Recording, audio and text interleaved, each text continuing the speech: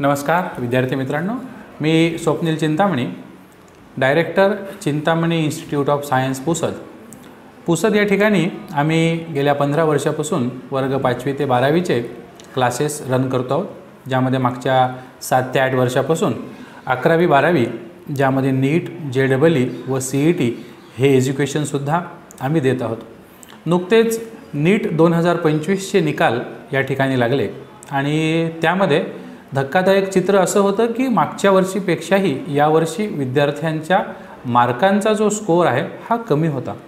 पण दुसरीकडे जर आपण बघायला गेलो तर त्यांचा जो रँक होता तो कमी मार्क असतानाही थोडा वरच्या लेव्हलचा होता। या घटनेमुळे काय झालं की जे मुलं रिपीट करत होते किंवा जे पहिल्यांदा एक्झाम देत होते त्यांच्यासाठी थोडंसं हे धक्कादायक होतं की बा आपले मार्क मागच्या वेळेसपेक्षा कमी आलेले आहेत आणि या धक्क्यामध्ये ते विद्यार्थी अशा प्रकारे अटकलेले आहेत की जे विद्यार्थी यावर्षी पहिल्यांदा परीक्षा दिलेले आहेत त्यांनी रिपीट करावं करू नये याबद्दल खूप जास्त तणावाचं आणि कन्फ्युजनचं वातावरण या सराउंडिंगमध्ये आहे। बरेच विद्यार्थी येणाऱ्या प्रवेश प्रक्रियेची वाट बघतायत आणि प्रवेश प्रक्रियेनंतर आपण रिपीट करावं की नाही या विचारामध्ये ते आहेत।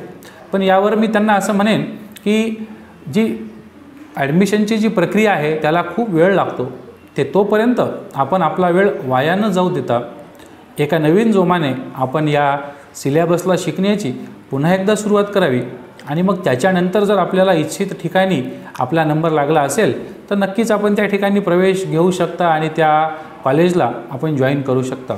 तर आम्ही चिंतामणी इन्स्टिट्यूटमध्ये सुद्धा नीट रिपीटरची बॅच काही दिवसापूर्वी सुरू केलेली आहे। आपण त्याच्यामध्ये जॉईन होऊ शकता आणि आपलं जे डॉक्टर होण्याचं भविष्यातलं स्वप्न आहे ते आपण सत्यामध्ये उतरवू शकता। अपयश ही यशाची पहिली पायरी असते। आत्ता जरी तुम्हाला कमी मार्क मिळाले तरी असाच निकाल पुढच्याही वर्षी लागेल असा गैरसमज न करून घेता आपण नवीन जोमाने आणि पूर्ण उत्साहाने या सिलेबसला पुन्हा एकदा शिकायची सुरुवात करू असं मी या सर्व विद्यार्थ्यांना आवाहन करतो। धन्यवाद।